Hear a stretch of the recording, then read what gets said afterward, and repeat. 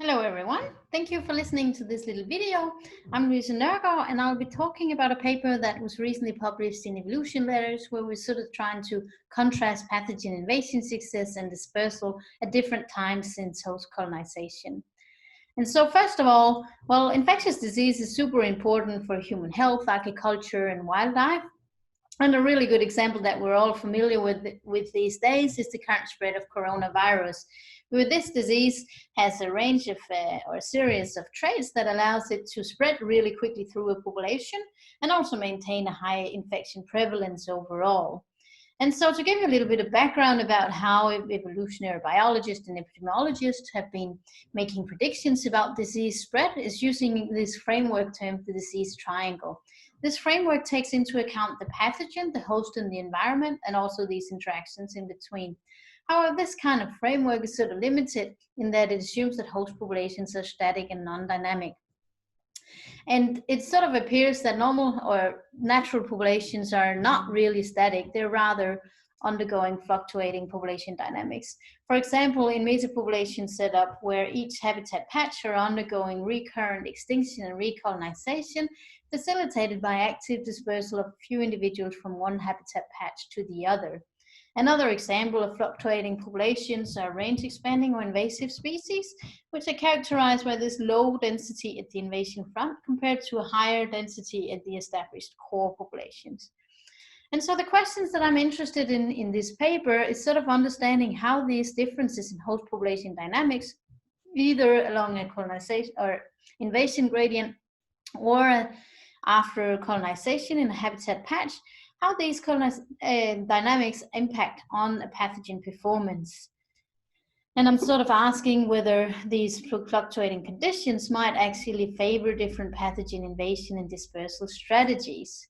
And the way that I'm approaching this is thinking about the multiple barriers that a pathogen is facing in order to become successful. And so first, a pathogen has to initially establish in a susceptible host and then has to proliferate within this host. And then next, it also has to secondarily infect new susceptible hosts within that same population. And then lastly, once all the hosts in that populations are infected, well, then it also has to spread to new locations facilitated by active dispersal of infected hosts.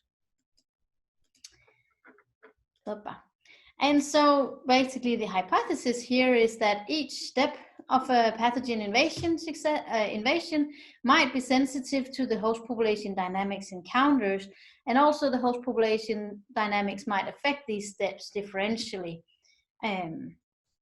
And I'm testing this in the laboratory using Daphnia magna and Pasteria, which is super convenient because Daphnia are clonally reproducing, they have a short generation time and a well-known physiology. And also Pasteria is strictly horizontally transmitted, which allows me to track disease spread in the system very carefully.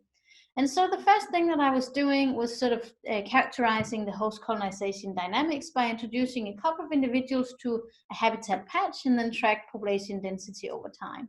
And what I saw was some very characteristic growth dynamics. So populations are first undergoing a rapid growth phase, whereafter it hits an overshoot phase and slowly declines into a stationary phase, which is maintained over time.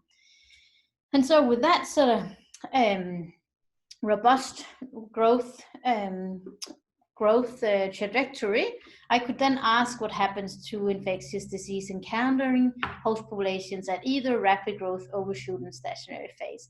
And basically these trajectories also represent what we would have observed along an invasion gradient, where the rapid growth phase sort of reflects an invasion front, and the stationary is the more established core populations overall. And so first I was interested in understanding the pathogen establishment and proliferation within this system.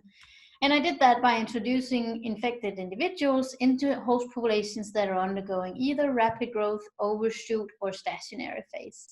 And so first what we see here is the probability of establishment as a function of each of my host population growth trajectories. So the growth, overshoot, and stationary phase. And each panel here are different pathogen genotypes with already known differences in their virulence and transmission strategies.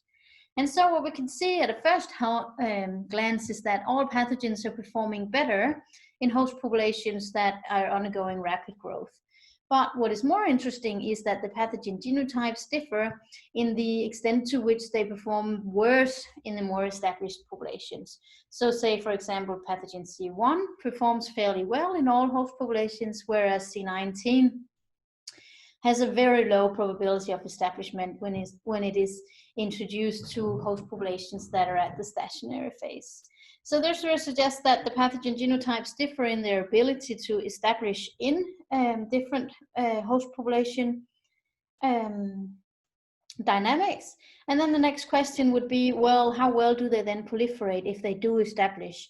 And I'm measuring this by measuring the spore load of infected individuals, and things become really interesting here, because what we can see is that pathogen C1 and 14, for example, has a lower spore production when they're establishing in host populations at the carrying capacity, whereas pathogen C19 and C14 produces more spores in the stationary and established core populations. So this really suggests that the pathogens differ in their ability to produce spores depending on the host population dynamics that they are encountering.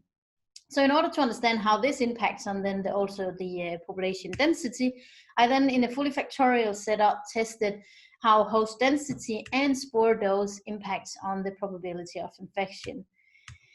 And what we see here is then the probability of infection as a function of population density. And each panel here is then my 3 different spore doses, low, medium, and high. And what we can see overall is that the probability of infection was reduced with increasing population density. But as we increase the spore load, we can see that the effect of density is actually disappears. So in the high spore dose, it's rather the availability of susceptible hosts that is the limiting factor for infection prevalence, rather than spores in the environment. And as a side note here, there are also differences in how sensitive each of the host genotype or pathogen genotypes are to host density. And so now I gathered data for the first 3 steps of pathogen invasion, so the initial establishment, proliferation, and secondary infection. And I then merged these into a pathogen invasion success measure. So without going into details about the math here, well, what I get is a pathogen invasion measure for each pathogen genotype when it's facing either host populations that are undergoing rapid growth, overshoot, or stationary phase. And the next task was then to try and contrast this with these pathogens' ability to spread through a landscape facilitated by active dispersal of their infected hosts. And so I'm tracking this by looking at the number of patches that an infected carrier is moving throughout a lifetime. And so what we can see here in gray is the uninfected control, where we can see that uninfected individuals maintains a steady dispersal over time. And we can also see that all the different pathogen genotypes reduces the lifespan of their host and to a certain extent the dispersal speed. So, but these pathogens differ in the extent to which they reduce speed and lifespan. So if we look at, for example, C24, it doesn't really interfere with the dispersal speed, but it reduces the lifespan significantly and therefore doesn't move very far overall. Whereas pathogen C1, for example, reduces the dispersal speed significantly, but allows for a fairly high or long lifespan of its host, but doesn't move many patches overall. So I then wanted to contrast invasion success against the ability of the pathogen to spread via host-facilitated dispersal, and I then asked whether whether there might be selection for different pathogen strategies depending on the host population dynamics that are encountered. And so what we see here is the pathogen invasion success as a function of the number of patches traveled, and then each panel here is my host population growth phase. So we have first the rapid growth, the overshoot, and the stationary phase.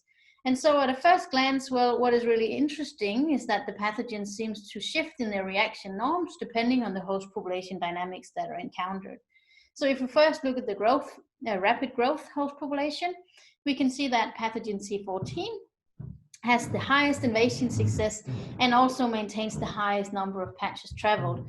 So that basically suggests that this pathogen might be very successful in host populations that are at the invasion front, for example, or just recently established in a new or colonized in a new habitat patch with low population density. Whereas if we move on to the stationary phase, the established core populations, well, we can see that pathogens like C1 has the highest invasion success, but they don't move very much, or they don't benefit from moving very much, suggesting that this pathogen is more competitive in the more established host populations, and it doesn't benefit from the dispersal.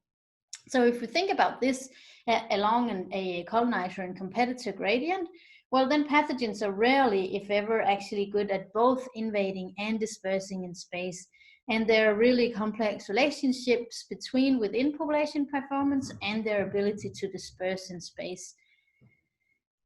So to wrap this up sort of shortly, well, if we think about pathogen invasion through this stepwise sort of process, well, each of these pathogen invasion success will be very sensitive to the host population dynamics that are encountered, which are given to be fluctuating as a consequence of recolonization processes and so on in natural populations.